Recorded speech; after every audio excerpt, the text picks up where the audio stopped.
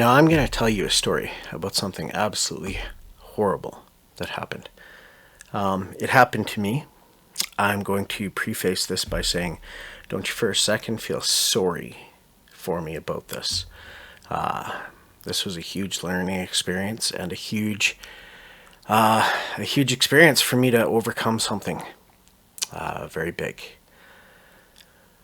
So I want you to imagine, I'm 47 years old right now. This happened 14 years ago.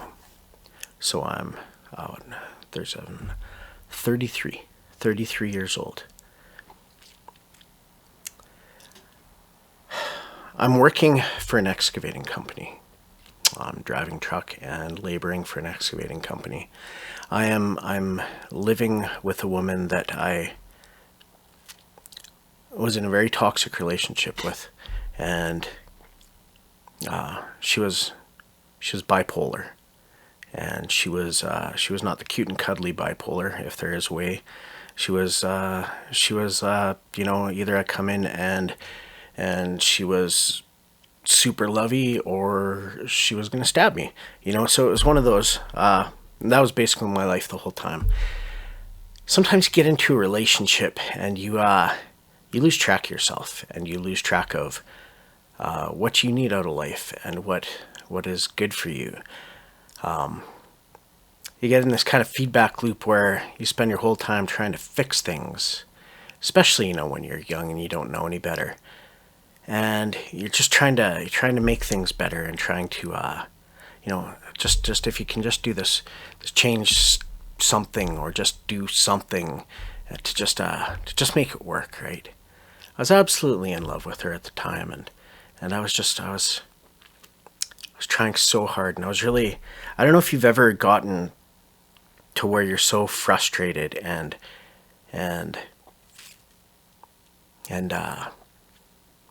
so wound tight over something like that. And you get there, it takes so long to get there, and you don't even notice it's getting that bad. So yeah, I'm going through this, and my life is basically hell at this point. I never know what my day is going to be like, whether I'm going to be loved or hated by the person that I'm in love with. And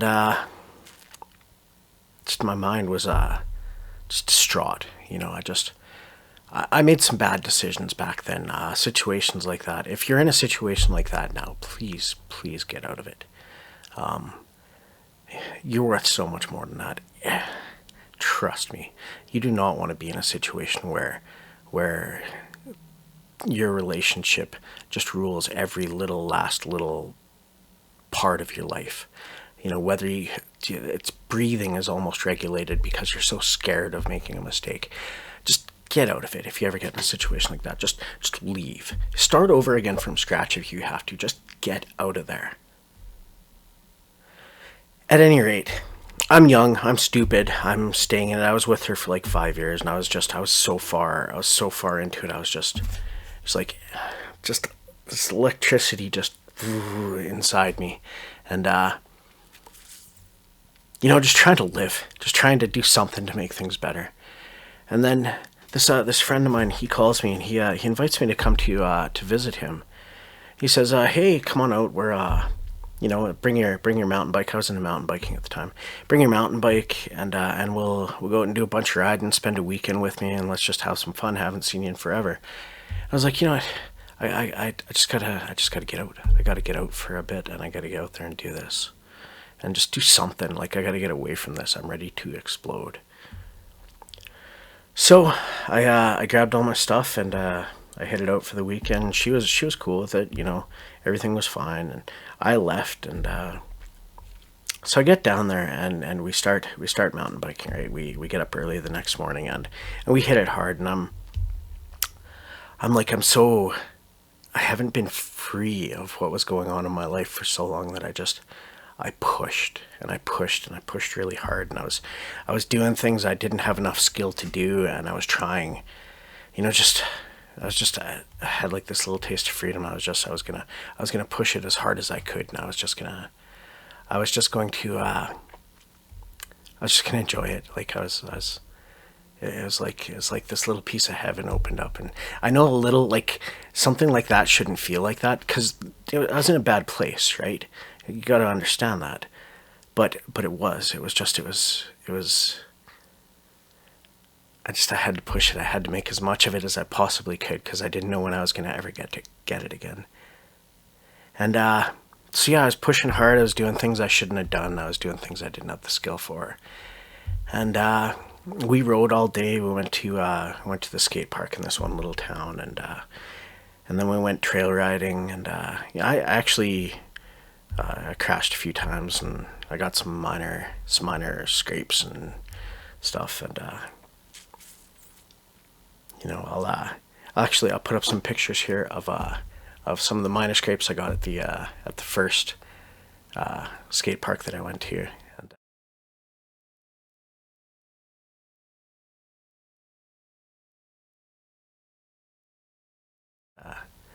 yeah, and you see, I'm way younger there, no beard or anything, right? So then, you know, the end of the day, we'd ridden all day, me and my friend and a friend of his, and we went back to his place, and we cooked up this massive steak dinner, and it was so good, right? We had this just this. I remember it was a massive steak, and I don't remember what we had with it, but we just gorged ourselves, right? It was amazing. I was so just happy and free at the time, and he lived across from a skate park in this other city, and we decided to go out after our meal and just play around in the skate park for a little while, you know, just kind of ride out the rest of the night and have some fun. So we got in there, and the skate park had a fun box down the middle. I don't know if you know what a fun box is, but it's like you got your ramps and stuff over here on the outside, and then it goes down, and then it goes back up in the middle, and there's a bunch of stuff all the way. It's a line of a bunch of different features, but it's like the center line in the skate park with a bunch of features, and then you got your outside edges, right? So they call that a fun box because it's right in the middle. And we're going, and I'm going around, and I'm doing trying to do a bunch of tricks and stuff, right? I'm not that good. And there was this one part of the fun box at the one end where it was a ramp with a flat top, and it was very high. Like, I think it was like 10 feet high. And on the other side, I swore there was just another ramp. And I hit that as fast as I possibly could. I was going to clear that. You know, I was just going to jump right over and land on the ramp on the other side. And that's not what was on the other side. There was a quarter pipe. So basically straight down. I'll actually put a picture of that up right here.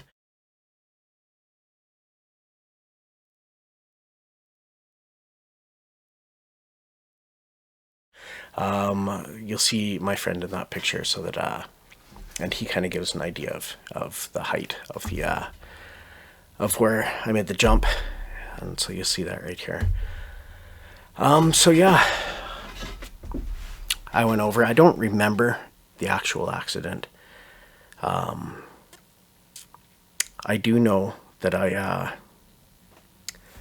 went like this, because my helmet was smashed right here.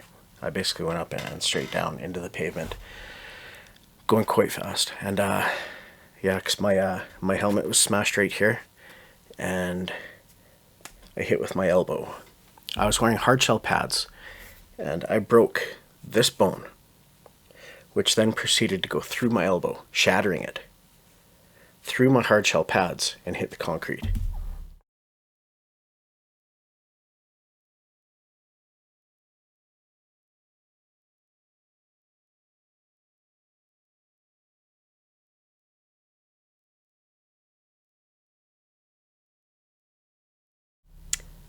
So I hit here and here. So that's how I know I went like that.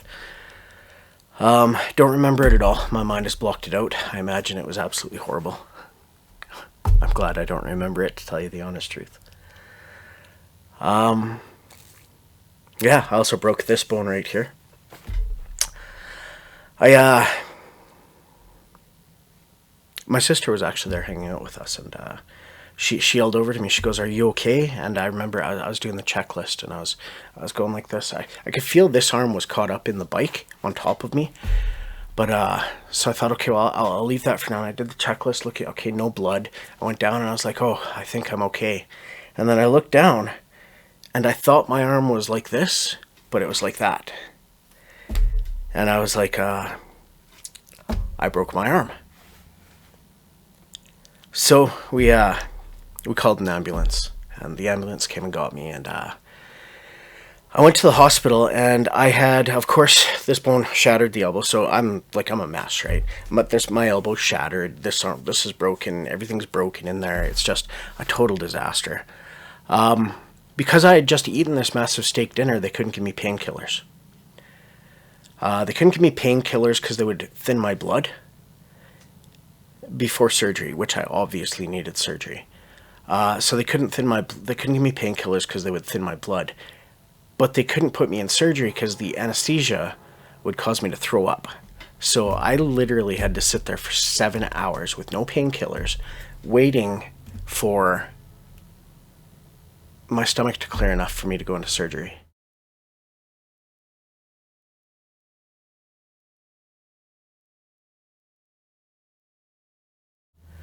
It was sometimes I couldn't move my fingers, sometimes I could, depending how my arm was. I went into surgery. I was in surgery for 5 hours.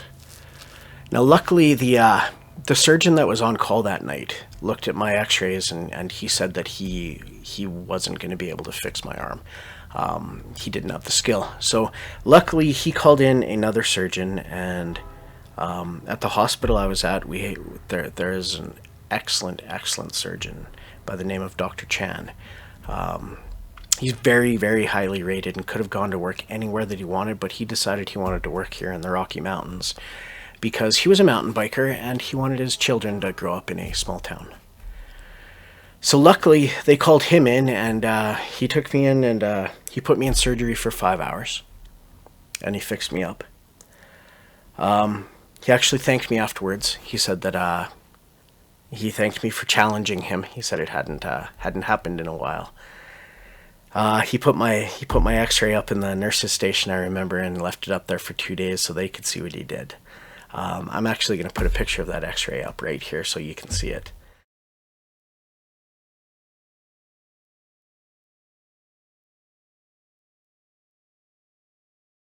There's 2 pictures of it, so you can see what he's added in there. Now, I was off work for 1.5 years. After that, I couldn't move my arm for 6 months. I had so much nerve damage, I had to completely relearn how to use it. I still, to this day, if you look, I can't straighten this arm out all the way. That's as far as it goes. If you ever wonder, if you're watching any of my workout videos, why I don't do things like deadlifts or anything like that, or why I'm really careful sometimes about which machines I'm using, because I have some stability issues in some areas. Like with bench press, I always use a Smith machine. You might wonder about that. A lot of guys don't like using the Smith machine for bench presses. I do, because I have a little bit of a stability issue because of the damage to this arm. So I use the Smith machine because I can lift the weight. I just don't want it to, fold on me. It's weird, right? I've had a lot of damage done there. Deadlifts, I can't, because my arm won't straighten, and the reason the arm won't straighten is because they put a pin in right here because of this arm is being broken, and it kind of comes out on the elbow and it hits. So my arm won't straighten. But if I lift enough weight and then deadlift, that arm will straighten, and I'm going to go right back to the hospital. So I can't do deadlifts. Unfortunately, they're a great exercise. I wish I could do them, but I can't. So that's where I'm at with this, right? So I've got all that damage in there. All that stuff that you saw in that x-ray is still in here. They can't take it out. If they take it out, they'll cause more nerve damage than and I'll be in a lot worse shape. So that's all still in there. So so I can't straighten my arm out all the way anymore. My right bicep is actually shaped a little differently from my left bicep because of that too. It's a little weird. I hate looking at myself in the mirror when I'm flexing because they got a different shape to them. My left arm's a little smaller because I've compensated with this arm basically for 14 years. I'm trying to get to a spot now where I'm pushing this arm a little harder to try to get it to catch up. It's getting closer, but it's still a little smaller, but it's definitely getting closer. But now the reason I brought up this story is because, not because I'm looking for sympathy or anything like that. Like I said, 14 years ago, completely different person. I was just this kid who was on this roller coaster ride and didn't know how to get off. And I learned a lot from that. So don't feel bad about me. Don't feel bad for me. That's not what this is about. 100% not what I'm looking for. I do not want to hear one single person say, "I'm sorry you went through that." I'm happy I went through that. Taught me a lot, and it gave me experience that I couldn't have gotten any other way. You can hear about other people's bad relationship problems, but unless you've gone through it yourself, which I don't recommend going through it either. If you can get away without going through it, do that, right? But it taught me a lot, and it helped make me the person I am today. So yeah, don't feel bad for me. In fact, I'm lucky. I'm lucky I was able to have something like that I could go through that would make me stronger. In the end, in the very end, I've made it into a positive. So, don't feel bad. At any rate, the reason why I did bring it up is because I hear people all the time say, "I would love to start working out, but I've got this injury," or "I would love to start working out, but I need to fix this first." And if I would have done that, I was terrified when I started working out that I was gonna cause more damage, or I wasn't gonna be able to do it. Your mind's, at least my mind was like, what if you can't do it? What if you can't do it? Maybe you just shouldn't do it. Maybe, you get that fear build up, and you just got to get past that. There are ways to work around things. I do exercises in a certain way because of the damage that I have here. I'm very careful about stability. The strength is building back like crazy. I was worried there was going to be issues with pain, with my elbow. Things are working out great, in that way. In the beginning, I did have some pain I had to go through, but now that the muscles are getting stronger, it's getting so much better. It's so much easier for me to handle what happened with this arm. I mean, fuck, I'm doing pretty good. I have no complaints about that. I'm strong. If I never pointed this out to you, you wouldn't know it, right? I get compliments all the time on how I'm building and how my definition's coming along and my arms, and so but don't allow something like that, like an old injury or something, to keep you from working out. You work around it. You find a way to work with it. And that goes along with anything, really. Anything that's holding you back from getting yourself out there and getting yourself into shape, you can work around it. I don't care what it is. There's a way. Okay? You just got to find that way. You can build yourself better. You've got some excuses and you're using them hard. I know, because I used to do the exact same thing. But you're lying to yourself. Whatever these excuses are, injury, sickness, anything like that, you can work past it. You can work through it. Your body can do way more than your mind thinks it can. All you got to do is get out there and do it. So just get out there and do it. All right? I hope to see you all out there. I'm looking forward to seeing some of your stories as we go through this, and what you've overcome to build yourselves into the people you're going to become. I'm really looking forward to that. Let's all go out there and just be the best we can be the best men we can be. Let's all just go out there and be the heroes of our own story. All right? You've got this, guys. You can do it. Just get out there. Okay? I love you guys.